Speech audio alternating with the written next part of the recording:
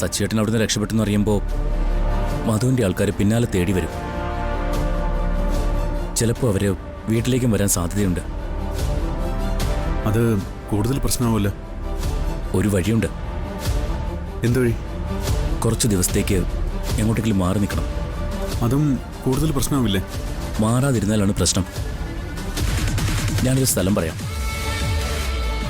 2 ദിവസം അവിടെ പോയി നിന്നാൽ മതി. എവിടെ സ്ഥലം?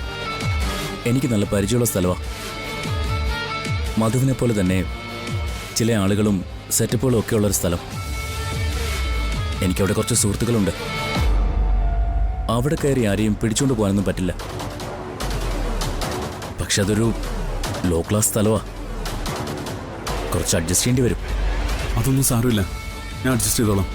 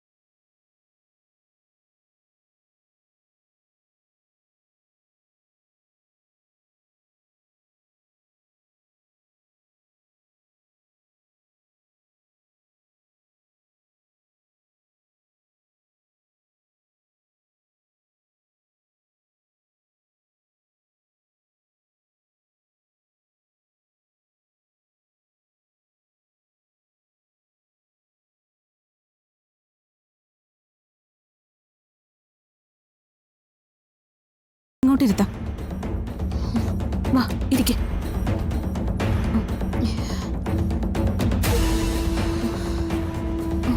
എങ്ങനെയുണ്ട് ചേച്ചി ഇപ്പൊ? കുഴപ്പമില്ല. സച്ചേട്ടൻ വന്നു. എടോ, എന്താ എന്തു പറ്റി? ഇപ്പൊ എങ്ങനെയുണ്ട്? നല്ലതുപോലെ വേദനയുണ്ട്. ഇത്രയും വേഗം ഹോസ്പിറ്റലിൽ കൊണ്ടുപോകും. അതെ. വാ എഴുന്നേക്ക്. സച്ചേട്ടാ, ആ ഡോക്ടർ ഇഷാനെ ഒന്ന് വിളിക്കോ. അവര് ഹോസ്പിറ്റലുണ്ടോ നോക്ക്. ആ ശരി.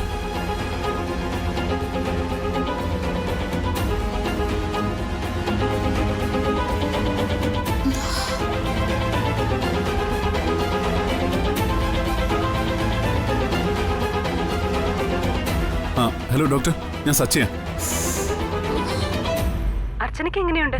ആ അതുപോലെ തന്നെ ഞാൻ വിളിച്ചേ. അർച്ചനയ്ക്ക് നല്ല പെയിനുണ്ട്. എന്താ പറ്റിയെന്ന് അറിയില്ല. ഡോക്ടർ ഹോസ്പിറ്റലിൽ തന്നെ ഉണ്ടല്ലോ അല്ലേ?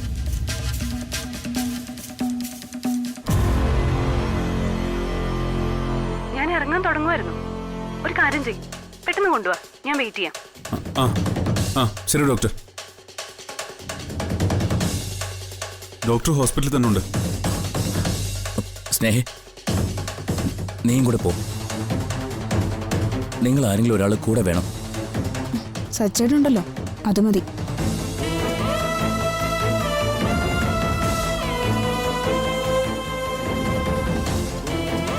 വേണ്ട, തൽക്കാലം ആരും വരണ്ട. ഞാൻ കൊണ്ടുപോയിക്കോളാം. എന്തെങ്കിലും ആവശ്യമുണ്ടെങ്കിൽ വിളിക്കാം. അന്നേരം ആരെങ്കിലും വന്നാൽ മതി. എന്നാ ഞാനും കൂടി വരാം. സഹായത്തിന് ആരെങ്കിലും ഇല്ലാതെ പോയാൽ അത് ശരിയാവത്തില്ല. അതൊന്നും വേണ്ട. ധനുഷ് ഇവിടുത്തെ കാര്യങ്ങൾ നോക്കിയാൽ മതി. ഞങ്ങൾ പോയി ഡോക്ടറെ കണ്ടിട്ട് വിളിക്കാം. ഈ അവസ്ഥയില് സ്ത്രീകൾ ആരെങ്കിലും ഇല്ലാതെ ഒറ്റയ്ക്ക് കൊണ്ടുപോകുന്നത് ശരിയല്ല. ഞാനും വരാം സച്ചേട്ടാ. വേണ്ട നഗേ, ഞാൻ കൊണ്ടുപോയിക്കോളാം. ആതിരെ, നീ അർച്ചനെ കാറിലേക്ക് ഇരുത്ത്. ഞാൻ എന്താ വരുന്നു. വാ ചേച്ചി. പതുക്കെ പതുക്കെ.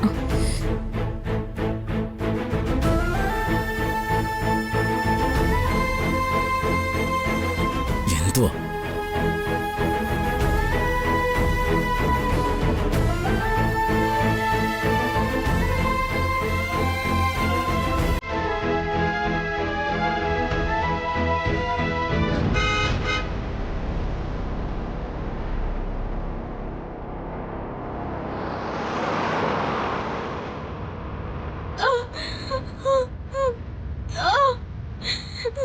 സച്ചേട്ടാ, എനിക്ക് സഹിക്കാൻ പറ്റുന്നില്ല. അർച്ചന, നമ്മുടെ കുഞ്ഞിനെന്തെങ്കിലും. ഏയ് ഒന്നും സംഭവിക്കില്ല. തങ്ങ് സമാധാനത്തോടെ ഇരിക്കേ. നമ്മളിപ്പോ ഹോസ്പിറ്റലിലെത്തും.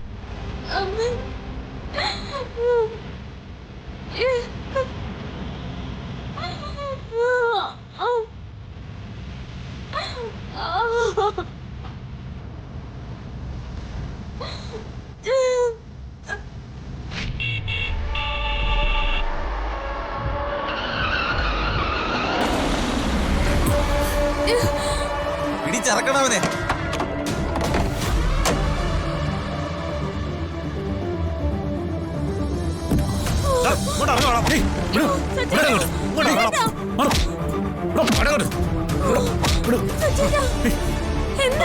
എന്റെ ഭാര്യക്ക് തീരെ സുഖമില്ല. ഞാൻ അവളെ കൊണ്ട് ഹോസ്പിറ്റലിലേക്ക് പോകുന്ന വഴിയാ. ഇനി താമസിച്ച അവൾക്ക് എന്തെങ്കിലും അപകടം സംഭവിക്കും. ദയവ് ചെയ്ത് ഞങ്ങളെ വിട് പ്ലീസ്. ഞാൻ പറയുന്നൊന്ന് കേക്ക്. നീ എന്താണോ കരുതുന്നത്? ഞങ്ങളുടെ കയ്യിൽ നിന്ന് രക്ഷപ്പെടാന്നോ? നീ ഒന്നും ഇവിടുന്ന് എങ്ങോട്ടും പോകാൻ പോകുന്നില്ല. എടാ, അണ്ണനെ വിളിച്ച് ഇവരെ കിട്ടിയ കാര്യം പറയണം. എനിക്ക് പോണം പ്ലീസ്.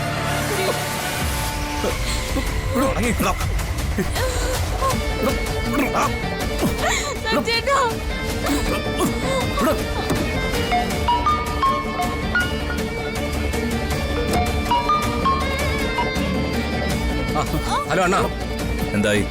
അവരെ കിട്ടിയോ? കിട്ടിയണ്ണാ. അവരോ അവന്റെ ഭാര്യയുണ്ട്. ഞങ്ങൾ ഇവരെ അങ്ങോട്ട് കൊണ്ടുവരട്ടെ. എന്തിനാടാ അവള് കിടന്ന് കരയുന്നേ? നിങ്ങൾ അവളെ ഉപദ്രവിച്ചോ? ഇല്ലണ്ണാ, ഞങ്ങളൊന്നും ചെയ്തില്ല. എന്തോ വേദനയുണ്ട്, ആശുപത്രിയിൽ പോണം എന്നൊക്കെയാണ് പറയുന്നത്. അതൊക്കെ ഇവരുടെ അടവാണ്. ഹലോ, ഞാൻ സച്ചിയാണ്. എന്റെ ഭാര്യ കൊണ്ട് ഞാൻ ഹോസ്പിറ്റലിലേക്ക് പോവാ. അവൾക്ക് തീരെ വയ്യ.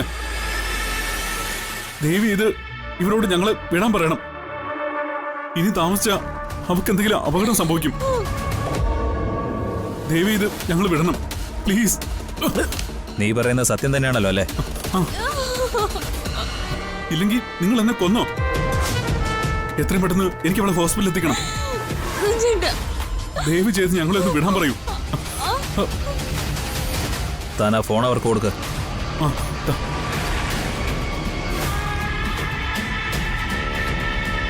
ഹലോ അണ്ണാ.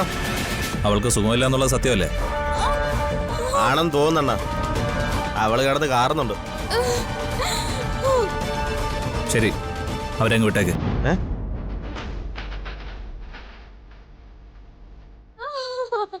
അണ്ണൻ ഇവനെ വിട്ടേക്കാൻ പറഞ്ഞു. നിങ്ങൾ പോയിക്കോ.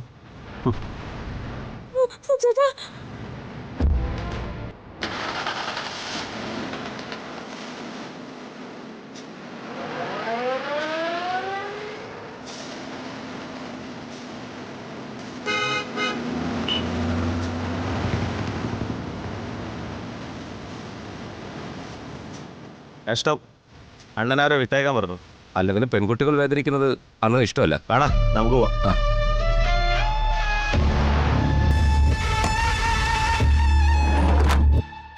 വണ്ടി എടുക്കടാ.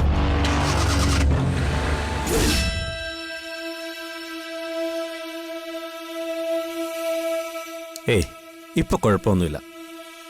നാളെ തന്നെ ഡിസ്ചാർജ് ചെയ്യാം. അല്ലെങ്കിൽ അച്ഛനും മോനെ ഒരുമിച്ച് ഡിസ്ചാർജ് ചെയ്യാം. ഏത് വേണം സാറ് പറ. എങ്ങനെയായാലും കുഴപ്പമില്ല. ഡോക്ടർ, അച്ഛന് വേറെ പ്രോബ്ലം ഒന്നും ഇല്ലല്ലോ അല്ലേ? ഒരു പ്രോബ്ലം ഇല്ല. കൂടുതൽ ടെൻഷൻ ഉണ്ടാവുന്ന കാര്യങ്ങൾ പരമാവധി ഒഴിവാക്കണം. അനാവശ്യമായ ഒരു പ്രശ്നത്തിലും ഇടപെടരുത്. മരുന്നുകളൊക്കെ കൃത്യമായി കഴിക്കണം. വേറെ കുഴപ്പമൊന്നുമില്ല. അപ്പൊ ശരി.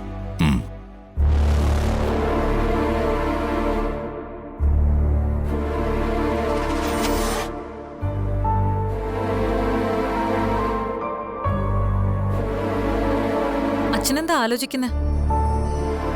ഡോക്ടർ പറഞ്ഞിട്ട് പോയത് കേട്ടില്ലേ? അനാവശ്യമായ ആലോചനകളൊന്നും വേണ്ടാന്ന്. അതല്ല മോളെ, അർച്ചനയുടെ കാര്യത്തിൽ നമ്മളിനി എന്തു ചെയ്യും? അവർ രണ്ടുപേരും ഒരുപാട് ആഗ്രഹിച്ചിട്ട് കിട്ടിയതാ. എന്തൊക്കെ സംഭവിച്ചാലും ആ കുഞ്ഞിനെ ഇല്ലാതാക്കാൻ എനിക്ക് പറ്റില്ല. മോളെന്തു പറയുന്നു? ഞാൻ എന്തു പറയാൻ? എല്ലാം അച്ഛന്റെ ഇഷ്ടം പോലെ. എനിക്ക് പ്രത്യേകിച്ച് ഒരു തീരുമാനമില്ല. അനുഭവിക്കാനുള്ളത് അനുഭവിക്കാൻ തന്നെ. ജനിച്ചാൽ എന്നായാലും മരിക്കണം. എനിക്ക് മരണത്തെ ഇപ്പൊ പേടിയില്ല. ആ ജ്യോത്സ്യം പറഞ്ഞത് മറക്കാനാ ഞാൻ ആഗ്രഹിക്കുന്നത്.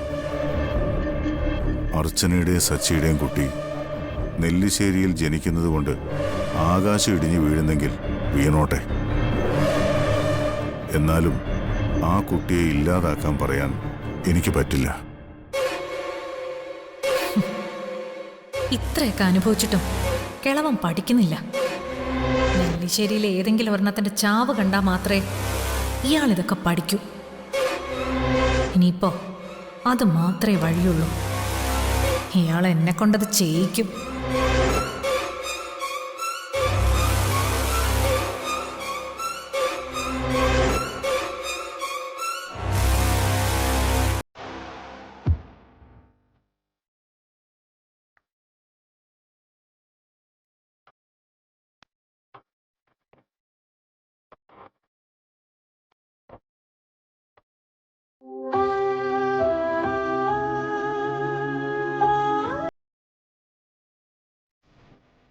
വെറുതെ അല്ലേ ഈ വയറുവേദന ഉണ്ടായത്? ഇത്രയൊക്കെ ടെൻഷൻ കൊണ്ട് നടന്നിട്ട് ഈ പ്രഗ്നൻസി അബോട്ടായി പോയില്ലല്ലോന്നാ എന്റെ അത്ഭുതം. നിങ്ങളൊരു കാര്യം മനസ്സിലാക്കണം. ഈ പ്രഗ്നൻസി എത്ര പ്രഷ്യസ് ആണെന്ന് നിങ്ങൾക്ക് അറിയാലോ.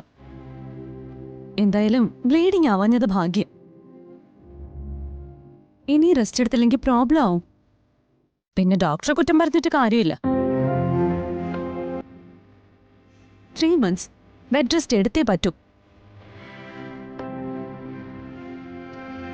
ടെൻഷൻ ഉണ്ടാക്കുന്ന ഒന്നിലും എടുത്ത് ചാടരുത്. ഞാൻ പറയുന്നത് മനസ്സിലാവുന്നുണ്ടോ? സത്യത്തിൽ ഇയാളെയാ പറയേണ്ടത്. ഈ പ്രഗ്നൻസി എത്ര വലിയ കോംപ്ലിക്കേഷൻ ഉള്ളതാണെന്ന് ഞാൻ നേരത്തെ പറഞ്ഞ് മനസ്സിലാക്കിയതല്ലേ. എന്നിട്ടും ഇത്രയ്ക്ക് ശ്രദ്ധയില്ലാതെ പോയതെന്താ? ഒരു കാര്യം ഞാൻ ക്ലിയർ ആയിട്ട് പറയാം. എല്ലാ ടെൻഷനും ഇവിടെ ഉപേക്ഷിച്ചിട്ട് വേണം വീട്ടിലേക്ക് പോവാൻ. ഇല്ലെങ്കിൽ ഒരു കാര്യം ചെയ്യാം, 3 മാസത്തേക്ക് ഞാൻ ഇവിടെ അഡ്മിറ്റ് ചെയ്യാം. എന്തു പറയുന്നു? സോറി ഡോക്ടർ, ഇനി ഞാൻ നോക്കിക്കോളാം. നോക്കിക്കൊള്ളാന്ന് പറഞ്ഞിട്ട് കാര്യമില്ല, നോക്കണം. കൃത്യമായിട്ട് ബെഡ് റെസ്റ്റ് എടുത്തില്ലെങ്കിൽ ഏത് നിമിഷവും അബോർഷൻ സംഭവിക്കാം. ഇപ്പൊ തന്നെ ഒരു ഡേഞ്ചറസ് സ്റ്റേജില്.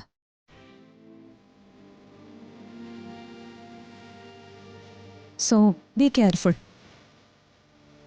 ഇത്രയൊക്കെ കഷ്ടപ്പെട്ടിട്ട് ഇനി അതിനെ ഇല്ലാതാക്കണോ? ഡോക്ടർ, ഒന്നും സച്ചിയുടെ കുഴപ്പമില്ല. എല്ലാം എന്റെ തെറ്റാ. ഇനി ഞാൻ ശ്രദ്ധിച്ചോളാം.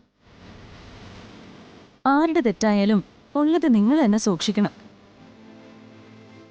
ഇല്ല ഡോക്ടർ, ഇനി ഞങ്ങളുടെ ഭാഗത്തുനിന്ന് ഒരു കുഴപ്പമുണ്ടാവില്ല. എല്ലാം ഞാൻ നോക്കിക്കോളാം. ദേ, നാളെ കഴിഞ്ഞാ ഞാനൊന്ന് ദുബായ് വരെ പോവാ. 2 ആഴ്ച കഴിഞ്ഞേ തിരിച്ചു വരൂ. ഞാൻ ഇല്ലെന്ന് കരുതി അറിഞ്ഞതൊന്നും മറക്കരുത്, മനസ്സിലായോ?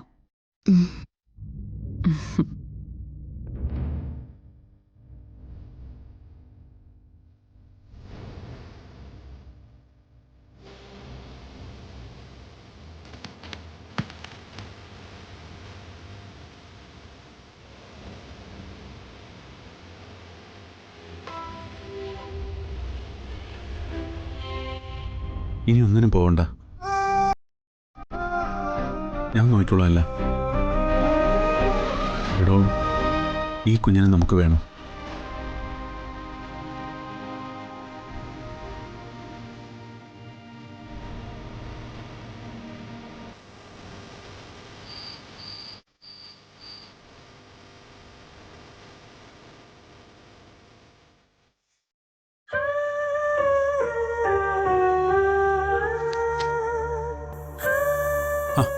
എടോ, പതുക്കെ സൂക്ഷിച്ചൊക്കെ ഇരിക്കേ.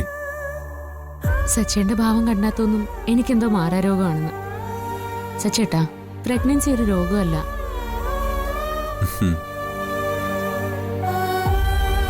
അതൊക്കെ എനിക്കും അറിയാം. പക്ഷേ തന്റെ ആരോഗ്യം സംരക്ഷിച്ചോളാന്ന് ആ ഡോക്ടർക്ക് വാക്കുകൊടുത്തത് ഞാന്. ഇപ്പൊ തന്റെ ബോഡി ആകെ വീക്കാ. ഇനിയെങ്കിലും താൻ കുറച്ച് വിശ്രമിക്കേ. അങ്ങനെ വിശ്രമിക്കാൻ പറ്റിയൊരവസ്ഥയിലല്ലല്ലോ നമ്മൾ. ചുറ്റിനും ധാരാളം പ്രോബ്ലംസ് ഉണ്ടാവും. ഈ സമയത്ത് അതൊന്നും തലയിലെടുത്ത് വയ്ക്കാൻ പാടില്ല. ഒരു ചെറിയ അശ്രദ്ധ പോലും നമ്മുടെ കുഞ്ഞിന്റെ ജീവൻ അപകടത്തിലാക്കും.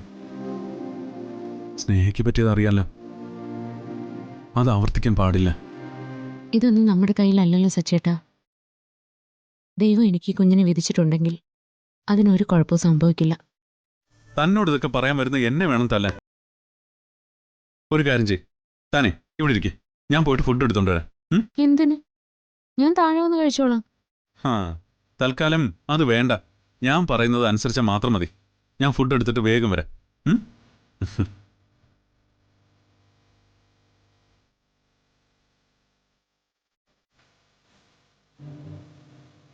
വക്കീലിനെ ഒന്ന് വിളിച്ചു നോക്കിയാലോ?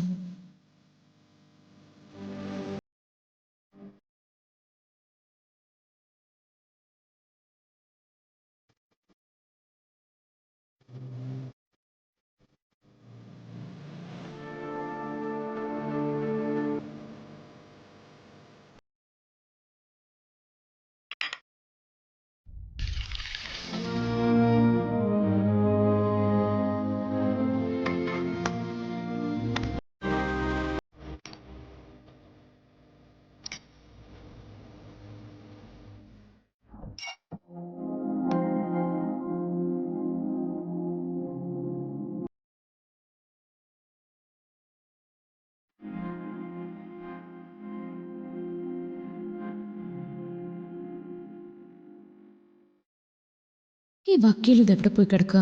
ഫോൺ വിളിച്ചൊന്ന് എടുത്തൂടെ?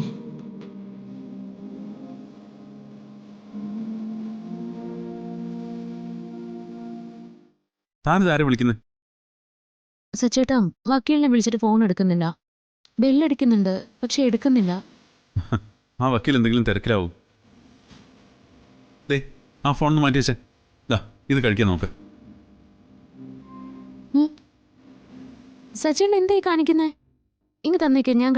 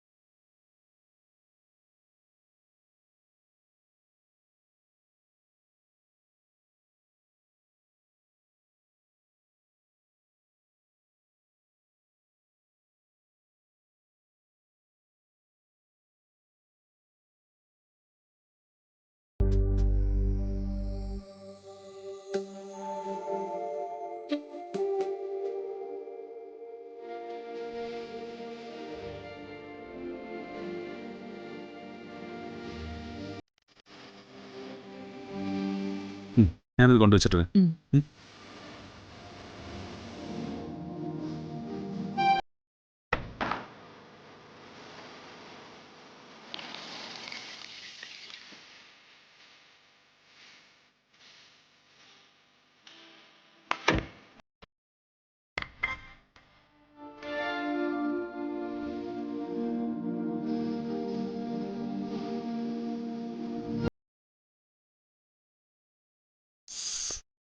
എന്തു പറ്റി? എന്താ സച്ചേട്ടാ? ഏയ് ഒന്നുമില്ല.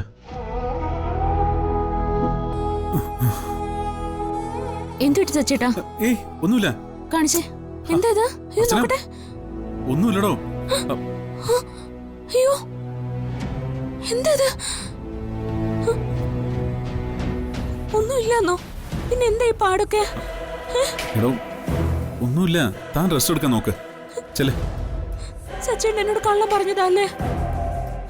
അവര് സച്ചേട്ടനെ ഉപദ്രവിച്ചല്ലേ? എന്തിനാ എന്നോട് ഈ കാര്യമൊക്കെ മറച്ചു വെച്ചേ? സത്യം പറ സച്ചേട്ടാ, എന്താ സംഭവിച്ചേ? എടോ അത്രയ്ക്കൊന്നുമില്ല. അങ്ങോട്ടും ഇങ്ങോട്ടും ചെറിയൊരു ഉന്തുന്നള്ളും ഉണ്ടായി, അത്രേ ഉള്ളൂ. ചെറിയ ഉന്തുന്നള്ളും ഉണ്ടായതിന്റെയാണോ ഇത്? ഇത് വലിയ പാടുകളാണല്ലോ. നോക്കട്ടെ. ഈശ്വരാ, ഇതെന്താ ഇത് സച്ചേട്ടാ? അർച്ചന